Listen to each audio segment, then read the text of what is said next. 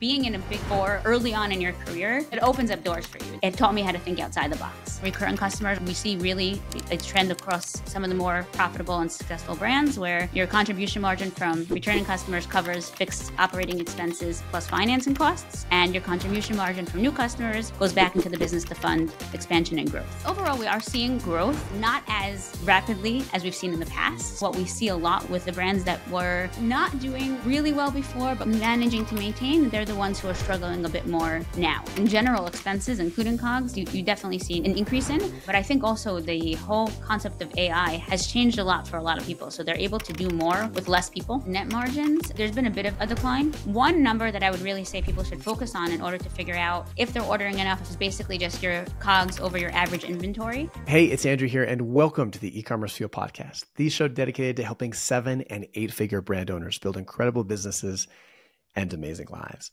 And today on the show, we are going to geek out on numbers and accounting. And as I often say, it's not that sexy of a topic, I realize, for a lot of people. But what is really sexy is making more money than you made last year, being able to put more away for your kids' college, being able to take an awesome vacation with your family, being able to spoil your parents with something, being able to give generously to a cause. And none of this is going to happen without knowing your numbers, without having them dialed in. You would have an amazing life. It helps a lot. Money is never going to make you happy, but money can defer and get rid of a lot of misery and anxiousness in your life, and also help a lot of other people and make for a richer, more fun life. So, but you got to know your numbers, you got to know your accounting, and that's what we dive into. Today, I'm joined by Rayla Rappaport, who is the head of product marketing at Finaloop, where they do automated e-commerce accounting software. Very cool company. And we talk about a lot of stuff. Probably what's most interesting is we talk about the trends she's seeing in aggregate across her portfolio of customers on things like revenue, ad spend, net margins, inventory levels, salaries, I think is an interesting one. So the trends that are happening kind of in the broader e-commerce ecosystem that we don't get to see because we don't have visibility into, hundreds, if not thousands of financials. So we talk about that. We talk about inventory management. We talk about her learnings from working for years at a Big Four accounting firm. We talk a little bit about tax as well, and some of the interesting implications of tax, your corporate structure, how you're taxed. Again, these things are not things necessarily you're going to see a blockbuster movie on coming out of Hollywood anytime soon. But the money you save from them could help you do the things you would see in a blockbuster movie in Hollywood. So stick with it. I had a lot of fun. Rayla's a fantastic person. So hope you enjoy this one coming up in just a minute. As just someone else who has a accounting personality per se, like I love getting the P&L. I love poring over it.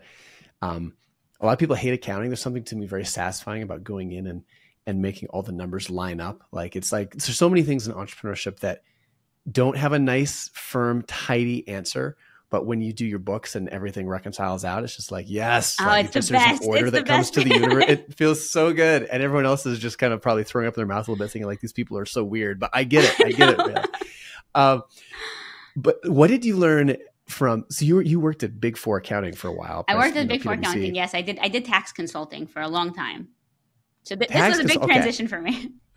Yeah. So so are you working with, what did you learn during that period of time? I think in two areas. Like I always think it's interesting going back to entrepreneurs, kind of their corporate days, because I had a short period of that. But you tend to learn two things. You tend to learn like some life skills, and like just very applicable skills, and then very specific skills to the industry. So I'm curious, what did you learn during that period that applied to just life and career in general? And then what did you learn specifically about tax accounting? Great questions. So I would say in terms of life in general, first of all, I really learned about work ethic. That is for sure. I mean, I always had, as I said, I considered myself like accounting as part of my personality. So I always had it there. But I think being in a Big Four early on in your career, it's really, there it is survival of the fittest in some ways, where you're really forced to say, okay, I want to do well here, but you're competing against so many super smart and top professionals that you have to push yourself more. And I think that really helped prepare me for the startup world of it. So I definitely learned a lot about work ethic there, and also just a lot about building relationships, because I think in general, especially when you're very focused on one type of accounting, or when you're really in like a much more niche area and you want to be able to learn more big picture stuff, it becomes a lot about building relationships with people who are in the other groups and understanding how your strategic tax planning that you're doing here is going to impact them over there. And you really have to have a more just like wholesome view of everything, I would say, like really looking at everything from a big picture perspective. And I think that's something also that I definitely learned there, which has been very helpful. I would say that's on more of the working side, and how the best way to actually implement things that you ways to work. In terms of tax itself, I would say I learned. I mean, obviously, you learn a lot about tax when you're doing these things all the time. For a period of time, I was focused exclusively on international tax. So what was really interesting about that is you really have to look at so many different aspects of laws, of rules, of considerations, of what's important, of strategy, and try to bring them all together to come up with a plan that really works. And I think to me, it became a little bit of a puzzle, which I really enjoy, because when you start that, when you learn how to do strategic thinking, it opens up doors for you. Then you're in a whole nother realm of possibility. And I think as opposed to, some more traditional, let's say, bookkeeping routes or things like that, where you have, straight rules, it kind of helped me as an accountant who loved looking at things in a box. It taught me how to think outside the box. Interesting. So I'm guessing at PwC, you were working with like publicly traded companies, larger entities, things like that. Yes. Does it ever make sense for companies? Because sometimes you hear about like, oh, hey, I think of like, nomad capitalists, or there's some people in the internet who are like, hey, go get other passports, go open up your bank account in Hong Kong, set up these tax shelters, things like this. Makes sense if you're Apple and you're trying to put, you have a subsidiary in Ireland and they bill Apple, they keep the money there, so you have to pay taxes. I can see like that. But does it ever make sense for companies in the, let's say, $5 to $10 million range in revenue, let's say doing, maybe $1 million to $2 million in EBITDA, to start looking at that? Or is it, because obviously there's a level of complexity with that, there's legal, there's complexity, compliance, there's risk, there's all these kind of things. Is it ever, or how often does it ever make sense for companies that size to look at that? And I know we're kind of getting a little bit outside of, So I will it's just say, a curious topic. Yeah. Yeah. I will say that I think, after speaking with so many brands, I think one of the things that I would say that gets overlooked a lot is, before you're thinking about, international tax planning or going global, like for most brands that I'm speaking to of these sizes, there are so many opportunities that you can do just within, very reasonable ways that you can actually optimize your tax planning and your tax structure. I don't think the businesses look enough at their tax structure. I think there's a lot of times that I see that people will, set up initially as, let's say, a sole proprietor, and be filing as a Schedule C, which is fine when you're first starting out. And then as you grow, you need to reassess your structure a lot. And this is something I think a lot of people miss, where at some point you have to say, is this still the right structure for me? Should I consider moving to a C corporation if I plan to exit in a few years? Should I consider moving to an S corporation in order to save some self-employment taxes? There's a lot of opportunities to really think about the most strategic way to kind of structure your business that makes sense. And I think before people think globally, they should look at their business now and say, okay, am I still in the right place that I was when I first started this structure? And if not, maybe it's time to reassess, to speak to a tax specialist and figure out, if it's time to rethink if your structure actually meets your future business goals. That's great advice. Most people, I'd say, if I had to bet, understand basic LLC. They understand being taxed as an S corp. A lot of our members are taxed as an S corp to save on payroll taxes and things like that. If you would talk a little bit about when you think it makes sense to go from an LLC taxed, pass-through taxation, to being a C corp. When do you see that actually start to make sense for people? Well, I would say there are two levels of that. Starting with when it makes sense to go from an LLC tax as a partnership to an S corp, because I do speak with a lot of brands that are S corps already, but I also speak to a lot of brands that are set up as partnerships, as they're set up as an LLC, but you have, let's say, two partners, or they're set up as an LLC that's just a pass through. and they haven't switched to an S corporation. So I would say the first step is thinking about if it's the right move. And I would say an S corporation makes sense if you don't have immediate plans to sell, like and I say immediate, I mean in the next like 5 years or so. And you're already at a profitable position. If you're already at a profitable position, then I would say it does make sense to start having discussions about making an S corporation election, because then if you're already at a profitable position, that even if you would pay reasonable compensation to the shareholders, you would still be profitable. Then you can really realize some great tax savings there. If you do have a plan to bring on, big investors or to exit, typically we find that a C corporation could make a lot of sense. Again, you have to really think about what makes sense for your business and speak to somebody that can kind of customize this discussion for your business. Because there are pluses and there are minuses to a C corporation when it comes to the tax side, but there's also a lot of benefits in terms of potentially qualifying for a tax exemption on capital gains if you sell, and also makes it much easier in terms of bringing investors in. So it's one of these things that it's definitely worth a discussion if that's something that you kind of see as your goal in the future. I tried to do last couple of years, did a little investing with something called ECF Capital. Still need to do a kind of a recap episode on that. Haven't been doing that as much, or haven't been doing it at all in the original capacity.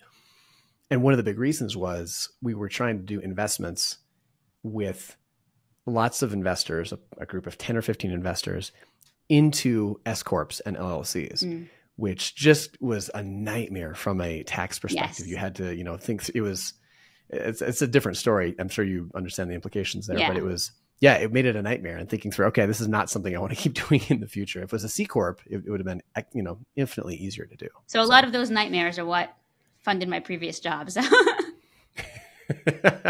Happy to help. Happy to help contribute to the but cause. Of course, what else do you? Sorry. No, go ahead. No, I was going to say, but obviously since then, I very much at least for the past, almost 5 years, I've really been focused much more on the eComm, only on eCommerce. So all my international tax knowledge has helped me on the strategic side, but otherwise is not being used actively very, very often. Yeah. What else do you see? I mean, with the shift that you've had, talking to merchants, you've got such an amazing background. You understand accounting deeply. You understand e-commerce sellers deeply. What are some of the other pain points you're seeing? And maybe even more importantly and helpful, the big mistakes you're seeing with merchants. And again, average listener is probably going to be, mid 7-figure e-commerce store. Mm-hmm. What are the biggest pain points and mistakes you're seeing in that group of people? I don't even know where to start on this one. I have, first of all, one thing I do want to give credit where credit is due. And I will say a lot of the merchants that I speak to are from the e-commerce fuel community.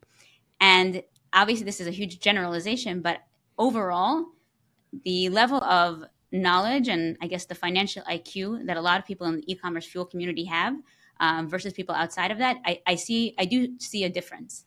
Because I think when you're part of a community of 7 and 8 figure, brands and founders, you have a place to really learn a lot.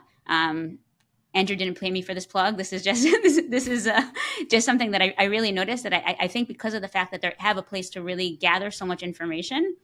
Overall, I'm super impressed with the level of knowledge. Like even when I was at ECF Live and I was speaking to a lot of these founders, you can tell that their level of knowledge on the finance side is different than let's say a typical founder that I would speak to, a typical merchant that I'd speak to. So first of all, I just want to let you know that you really have gathered a very impressive group. Thank you. But one of the things I do notice in terms of the mistakes, I would say is, I think first of all, when it comes to bookkeeping and when it comes to your financials that are the result of your bookkeeping, people are used to using it obviously for tax purposes, which you need to do, and that makes sense.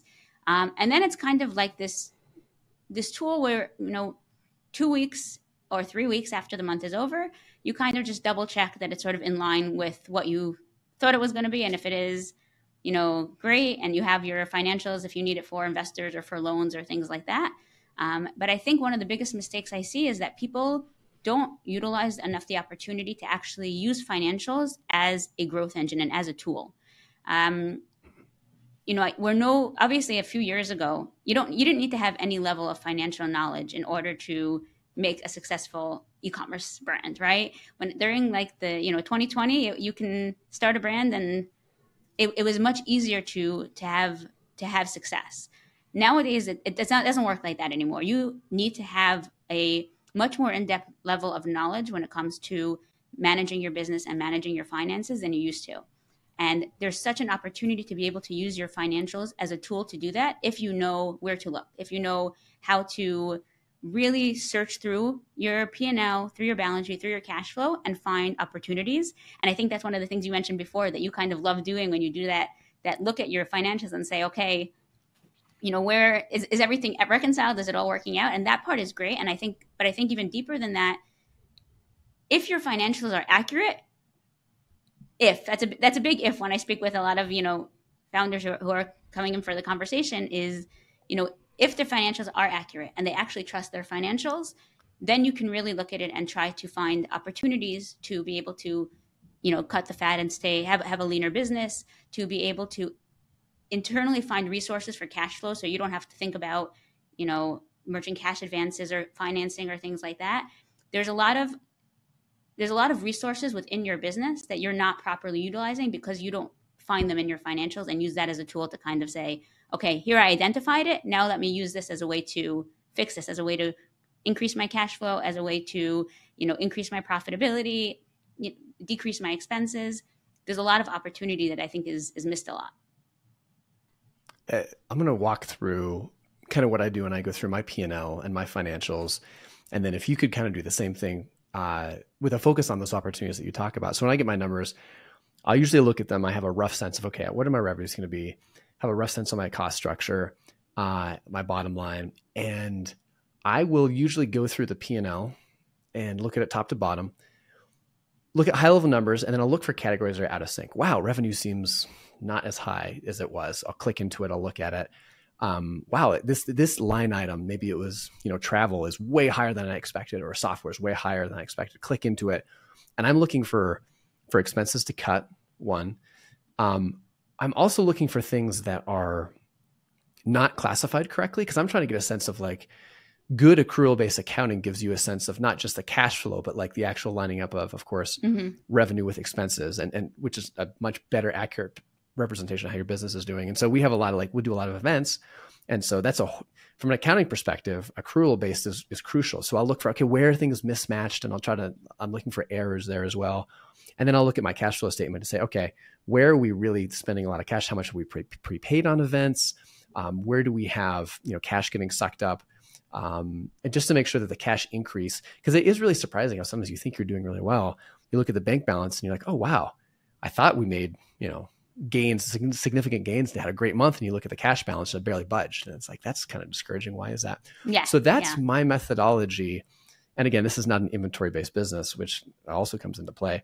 When you do that, if you're trying to advise someone, a store owner, $5 million selling paddle boards across the US and North America, how would you go through a P&L, a balance sheet, and a cash flow statement, and those opportunities that you mentioned to look for? Okay, great question. I would say that the place that I would start is, again, number one, you need to have accurate financials. If you don't have accurate numbers, if you don't have a bookkeeping process in place that you actually trust, then every other exercise we do after, all of the reviews of the numbers, any projections that you're doing, any budgets, everything else is going to be completely worthless if your input is not good. So really make sure that you have numbers that you trust. And this one I would really say is a huge factor.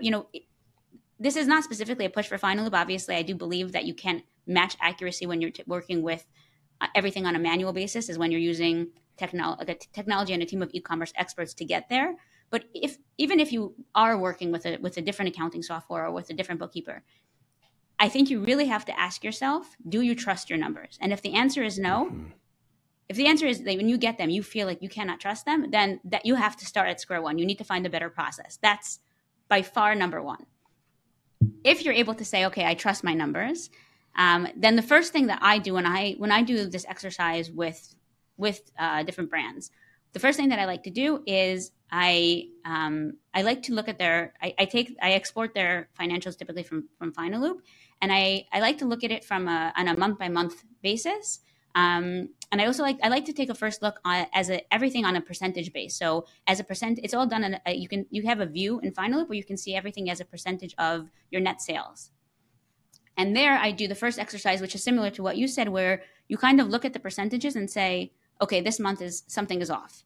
There's, if everything is kind of in line and kind of reasonable growth, and then you're good and you can move on to the next place. I think that's the first place. That's a really good place to kind of identify outliers and say, wait a minute, what happened here? And how, is it something that's recurring? Is it something that's a one-time thing? And kind of start there. That's, I think, a great first step. After that, I think it becomes not just, I think it really becomes a habit that you need to instill in yourself, where you do this on at least a quarterly basis. Monthly basis is great, but at least a quarterly basis, where you do really drill down into the details, as you said. So, one of the things I like to do when I'm doing this with different brands is drill down into not only into the details of the accounts, but also specifically by vendor. So, for example, subscriptions and software is a great example, because the amount of times I've seen people sign up for something and then completely forget about it and then just pay every single month and, never use it. It's just, you're throwing cash out the window. It's such a waste of money. So what I always like to do is you drill down into subscriptions and software and really view everything by vendor. You could be like, if you haven't used it in the last 4 months, it's time to cancel it. And by the way, this is also an exercise that we do here at Finaloop. Every couple months, Leo has us review the specific subscriptions and say, are we using this? If not, let's cut it. So I think in general, that's a very good habit to form, to really drill down into the details of your numbers and say, do I need this? If I don't need this, let's cut it.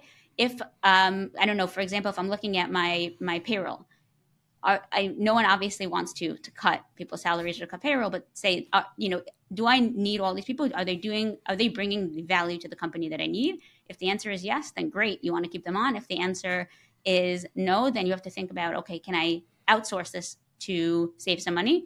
Or even better, can I automate this process? Even if you look at your outsourced labor, can I automate some of these processes in order to save money? Because at the end of the day, when you're looking, everything has to be done, as I said, in a very, a very holistic view and very holistic basis, where you're looking at your P&L in order to save costs and to increase your revenue, and in order to increase your profit.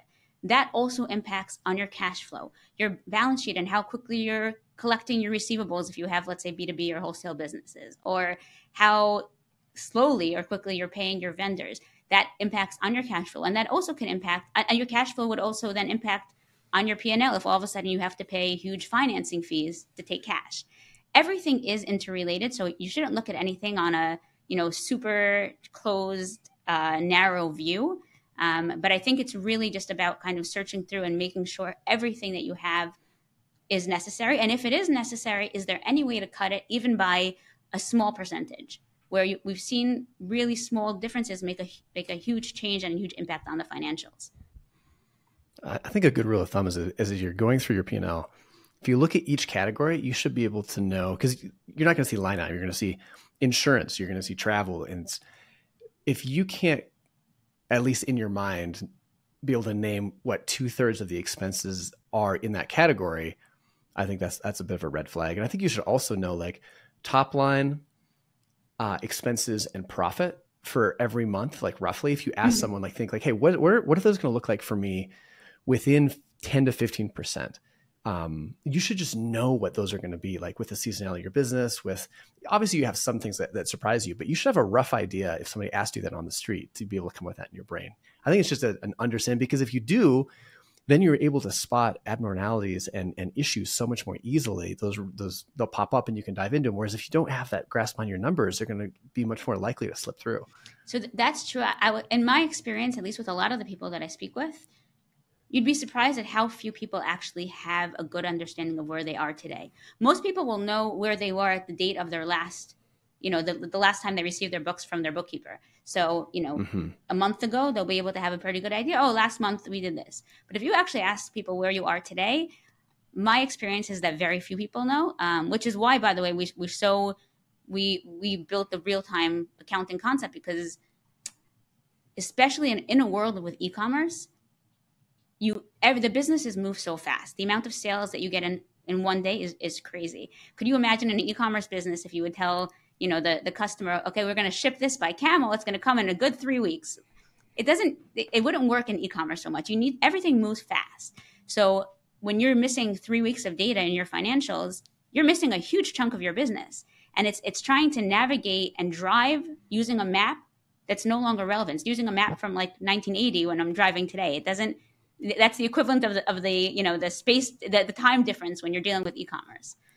So that's why really having those numbers is so important, because if not, then all the data that you're using, even if you trusted it when you received it, it's not relevant anymore. What about probably the hardest part about e-commerce accounting? Not probably. The hardest part about e-commerce accounting is inventory, right? Like, yes.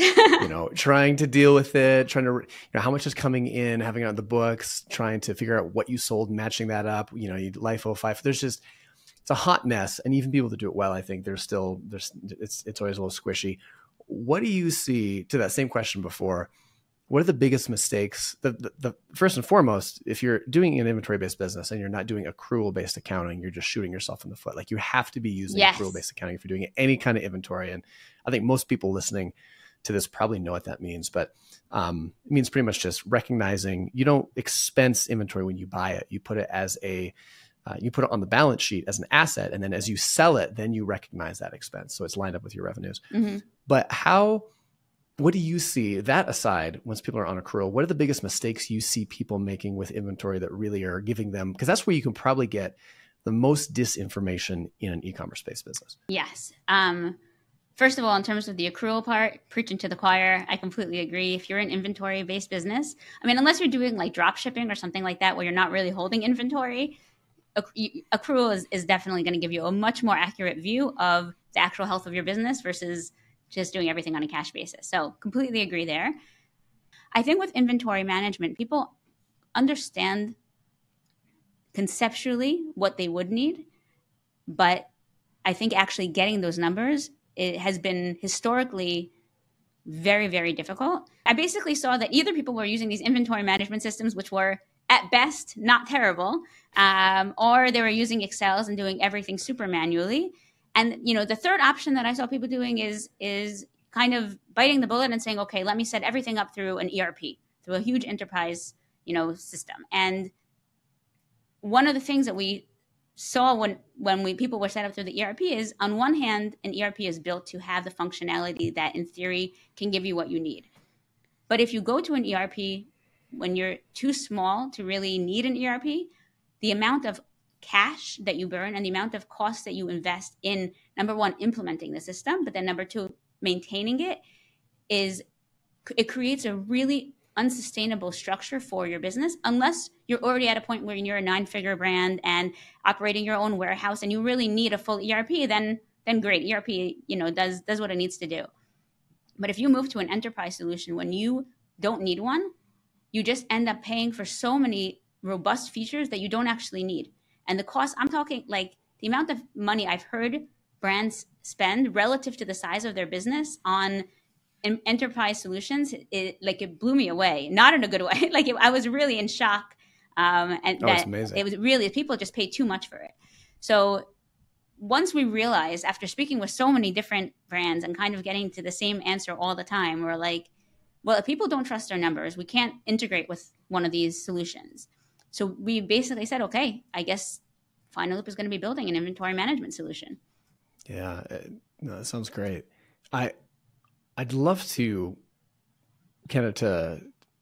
wrap things up here. You have such interesting and unique visibility into the financials. I think my sister used to work at a bank, and money is something that doesn't get talked about, right? So her stories were fascinating because she'd say, hey, somebody walked in dressed to the nines and she could see they were overdrawn by $5,000 in their account. And then a guy would come in with, overalls with cow manure splattered all over him. And, he had like 15 million cash sitting in a checking account, right? And it's such an interesting view that most people don't get. You get this. And of course you have to respect, privacy and be very careful with how you share this. But from an aggregate basis, I think it's probably safe for you to be able to comment on different trends. And I'd love to talk through just really quickly, maybe, 30 seconds, 60 seconds per category here, but some of the trends you're seeing in different line items and categories. And maybe we can start with revenue. So across all of the stores you're seeing, and let's maybe we could look at the next over the last 6 to 12 months. How is revenue doing for merchants? I think the consensus would be it's been a hard year for eComm, at least in, for Western, North American based e-commerce businesses, softer market. Are you seeing revenue dip as well on your side in the numbers? And if so, how much? Or am I wrong and things are, doing better than expected? On the revenue side, I would say it really, first of all, depends obviously on the brand. In e-commerce, there's a huge fluctuation, I would say, amongst different size businesses, and also depending on the maturity of the brand and everything like that. I would say overall we are seeing growth, not as rapidly as we've seen in the past. So I would say it's a little bit more of gradual growth. But overall, we still do see an increase in a lot of the brands. Obviously, I think that the brands that were doing well before are still doing well. I think that they're also, but I do think that in general, because of the economy, people are much more careful with how they spend all their dollars. So I think, overall, what we see a lot with the brands that were not doing like really well before, but kind of managing to maintain, they're the ones who are struggling a bit more now. So I think it's sort of like it kind of weeds out the strong ones from the weak ones a bit when you're dealing with an economy like this. Yeah. So the ones that were doing great before are still growing, but not as fast. And the ones that were kind of growing a little bit are kind of struggling to keep it even, it sounds like. Yeah. What about cost of goods sold, product costs? Been in a couple of years of inflation the last few years. Mm-hmm. Are you seeing COGS just skyrocket across the brands that you're looking at aggregately? I think overall prices have gone up a lot. So in general expenses, including COGS, you definitely see an increase in. But I also do think that people have become much more conscious about trying to reduce costs as much as possible. So, for example, we've seen a lot of brands that would all probably maybe wouldn't think about this in the past, but started reconsidering how they package their products for shipment. So that way you can try to save some costs on shipping. And so you definitely, there's been an increase. I think overall expenses have gone up significantly, just as general in this world. And that is applied to COGS too. But I do think that brand founders are being much more conscious about their costs and trying to negotiate with their suppliers as much as possible to kind of keep those down. Well, what about salaries? I think that's kind of an interesting one because you touched on it a little bit, being cost conscious. You look 2 years ago, the labor market was on fire. It was hard to hire people. It was definitely an employee's market in terms of being able to people. It was hard to hire, and now that's switched. I think to some degree. I think the labor market's much softer. There's more applicants for jobs. Employers have more leverage in that position. Are you seeing that reflected at all in salaries in terms of either people? It's just an interesting category. I wouldn't know how to predict that over the last 2 or 3 years. What have you seen? I do see, we do see a reduction a bit on the salary side. And I think, obviously that's one because people are trying to have leaner businesses.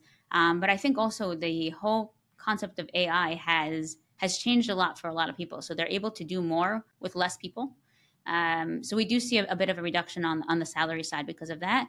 So more people are either outsourcing certain aspects to agencies that maybe beforehand they would want to keep in-house, or automating solutions that before they would actually pay labor for, instead now are kind of using some kind of automation or software in order to get rid of that process. Yeah. What about net margins in general? So net margin is going to be your just profit divided by your revenue. So are you seeing those go up, down? Like I'm guessing, again, a little softer revenue. People are responding with a little more efficiency, but costs are higher. Is your average client making more or less money than they were on a margin basis a year ago? I would say in terms of if we're talking about net margins, there's been a bit of a decline. As I said, I think, even the people whose revenue has increased, it's increased very gradually. And because the expenses across the board have increased, we do see a bit of a decline on the net margin side. Again, it varies across brands, but if we're talking about just an average, I would say we do see them struggling a little bit more on the net margin side. What about paid media? I'm guessing, advertising, Facebook, Meta, Google it's been a rough year for that too. I mean, it just seems like the march towards, ever decreasing return on ad spend or whatever metric you want to use. Have you seen people respond more by spending more in that category, even though they're not able to get the returns because they're trying to drive volume? Or have you seen them kind of stay steady or even pull back because the returns are less attractive? So I think in general, one of the trends I've seen a lot with some of the more profitable brands or the more successful brands has been really focusing the paid advertising on bringing in the revenue for new customers, right? So you don't want to necessarily be spending any of that paid advertising or performance marketing on recurring customers, on customers that already exist. So one of the rules of thumb that we see as a trend that's really seems to work well with a lot of the brands is when you're thinking about how much money you want to invest in, paid advertising and bringing in growth and expansion, your revenue, or sorry, not your revenue, your contribution margin from recurring customers, so any returning customers or subscription revenue or any of that, anything from returning customers, you want that to be higher than your total fixed costs plus financing fees. So anything, if you're looking at your P&L and you're focusing on your total, you look at your total fixed operating costs plus your financing fees together, you want your contribution margin from recurring customers to be higher than that, because you want all of that to be funded by the customers that you have right now. If you are able to do that, you're less dependent on bringing in the new customers. You still need to focus on the growth, because obviously at some point you're going to squeeze that sponge dry, and the amount that you're able to get from the returning customers is going to decline. So you still need to focus on growth, but you want to make sure that your business is going to be able to maintain itself currently using the contribution margin from the returning customers. When you're looking at the contribution margin from your new customers, that's the amount that you can really focus on investing back into advertising, into expansion, into growing your new customers. That's really the amount of money that if you're thinking about and budget, you want to make sure that you're not putting so much into the paid advertising that you're raising your top line revenue, but at the end of the day, you have less money to actually put back into the business and less money to put back into your pockets. If your profit is going down significantly, even though your top line revenue is increasing, you're doing something wrong. So I would say that kind of that rule of thumb we see really a trend across some of the more profitable and successful brands, where your contribution margin from returning customers covers fixed operating expenses plus financing costs, and your contribution margin from new customers goes back into the business to fund expansion and growth. And then last category, inventory levels. I mean, a lot of people loaded up right after COVID, right? Like supply chains were finally opened up, massive demand, or at least some lingering demand. People loaded up, and then sometimes that served them well. Sometimes that didn't serve them so well, and they had stuff they couldn't get rid of, especially with demand softening. How are you seeing inventory levels for your clients? Inventory levels, I think that in general, people are becoming a bit more cash flow conscious. So, as we know, a few years ago, everything was focused on top line revenue. What's my revenue going to be? Can I say I'm an 8-figure brand? Like there was a really focus on bringing in that top line. At some point, that shifted more to profit when people learned, okay, top line revenue doesn't translate into profit. And I do think that, more recently, it's shifted much more to the cash flow, like being very cash flow conscious, focusing on your cash flow, which I think is great. And so because of that, I do think that the amount of inventory levels that you hold, that you just have sitting in your warehouse, collecting dust while you now owe your vendors a lot of money and you have your cash flow tied up into that, I think that that's actually decreased a bit. One number that I would really say people should focus on in order to figure out if they're ordering enough, if they're not ordering enough, is their inventory turnover, which is basically just your COGS over your average inventory. And that tells you how many times you've had to, you've sold your inventory and had to restock in a specific period. So, you want that to be ideally over 3, somewhere between, I would say 3 to 6 is a very reasonable range. You don't want it to be, obviously the higher the better, but you also don't want it to be too high, because that means that you're not ordering enough inventory, which is also a problem, especially as, BFCM is coming up. You need to make sure you have enough inventory, but you also don't want a situation where you're ordering too much and then you have the cash flow issues. So, we obviously, when you look at like the Finaloop customers, I would say we see a huge range in terms of the different quartiles or different percentiles of brand size and what their inventory turnover is. We even have some that have been up to, let's say, 12 as an inventory turnover number, but that's a bit high, I think. So I would really focus on having an inventory turnover of about 3 to 6. I think that's sort of you want to aim at least 3 is the minimum. You want to aim for a bit higher, but that's really what you should think about when you're determining how often you need to order inventory. It was amazing. I purchased a truck recently, and it was a Toyota truck. And I was looking at it, and it was manufactured 3 weeks before it got to the lot. And I bought it a couple of days after it got to the lot. Wow. And it just blew me away that like a company like Toyota, the largest truck company or largest car vehicle, I believe in the world, I could be wrong, but I think they're the largest in the world. And they're able to get, I looked at their margins too as well. And Toyota makes, I think their average profit margin is like 7.5%-ish, right? Which is like 3 times bigger than Ford, 50% larger than Chevy, GMC. Mm-hmm. And they're so good, at least in this one instance, so good at supply chain where they can roll a truck off the line. You also can't order a Toyota truck. I'm kind of getting in the weeds here a little bit, but I think it applies a little bit. You can't go like Ford. You can go and try to like buy a spec'd out truck, right? And they'll make it for you. You can't do that with Toyota. Toyota's like, hey, here's what we're making. We're going to get it. We're going to look at kind of aggregate. 100%.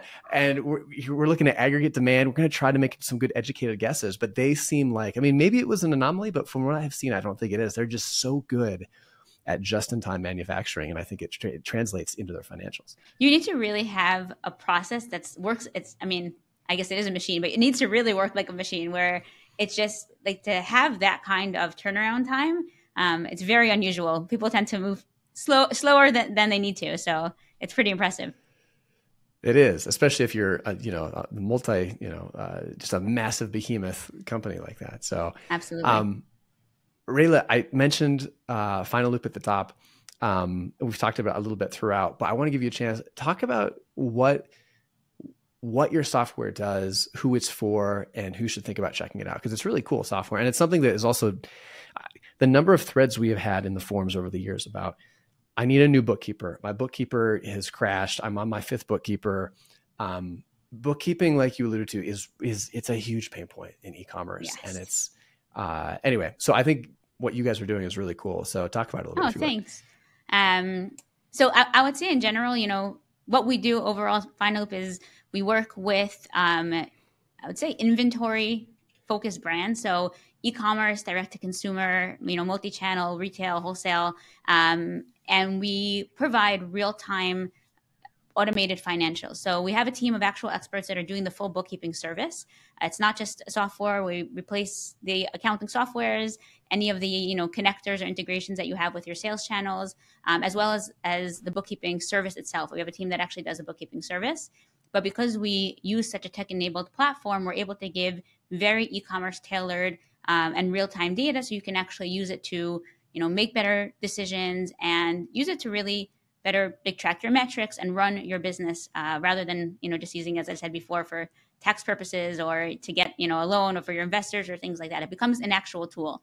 So that's really what we focus on. And one of the reasons we do it is because, as I said, I think most founders have a lot of trouble finding an accountant or a bookkeeper that can actually give you financials that you can trust. And even if somehow you do find somebody who has that e-commerce knowledge, who gives you financials you can trust, at the end of the day, because of the speed that an e-commerce business moves at, it's very hard to get to work with data that is inherently expired by the time that you receive it. It's going to the store and buying expired milk right off the shelf. And because of the speed of the way the business works, when you're selling direct to consumer, when you're selling e-commerce, you need to have financials that move as fast. And that's really what we do. We work to give you that clarity and that financial visibility. Yeah, we've had a lot of good feedback in the forums about Finaloop, people that have been happy with it. So building something very cool. And it's been great meeting you and the team over the last year at some of the events and other things. So ting you for coming on. Best of luck with the rest of the product. It was my pleasure. So great speaking with you. Yeah. And yeah, we'll be in touch. It's rare to find someone who, geeks out, gets as much pleasure in life of reconciling, transactions as I do. As weird as that makes me, and maybe you, but yeah, no, I've already accepted that I'm a big accounting nerd. I'm good with it. It's okay. I've accepted it. But at least if I say I'm head of product marketing, it sounds slightly cooler than accountant. Well, you said at the very beginning, you have like when you're thinking about going to marketing, you're like, no, I feel like, I don't know if that's my person. Does that accounting, the stereotype of an accountant is like super buttoned up, yes, super boring, a little sterile. And you do not strike me as that type of personality, despite the fact that you love numbers. So what did you mean by that? Like, did you feel like that's just, you didn't think you could stretch the kind of the analytical brain into the sales brain, or what would you First of all, thank you. I'm happy that comes across. I'm very much a natural introvert. I like speaking with people one-on-one, but I also find that, I'm not one of those people who feels like very comfortable in front of a camera. I think even before I signed up for the podcast, I was like getting nervous. I'm like, oh no, I have to speak now. So I think it's something that's not super natural in my personality. When I'm speaking just about actual numbers, if I'm looking at somebody's numbers and I'm saying, okay, let's find the value, then I'm good. I'm happy. I'm in my comfort zone. If I'm trying to, explain to somebody why they need new numbers, in the beginning, it was, I think I just felt like you feel a bit uncomfortable being in a position where you have to try to convince somebody of something, of anything. I think that was hard for me in the beginning.